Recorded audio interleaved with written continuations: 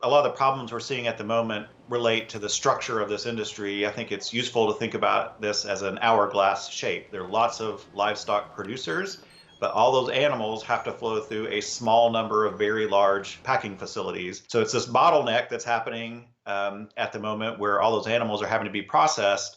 And as soon as some of those plants started to shut down or have to slow down because of illnesses of workers in those plants, we weren't able to produce as much meat as we're accustomed to. We're down about 40% of our processing compared to the same time last year. And the most immediate of those effects are price increases. We can see that in daily wholesale beef and pork prices. Wholesale beef prices have risen to a level we haven't seen in at least a couple of decades. I think whether there is reduced availability or not is going to depend a lot upon the store that you're shopping at, what region of the country you're at. Some places will be fine. Others may have some more limited availability. It's a minute to minute, day by day, situation. It's really hard to predict.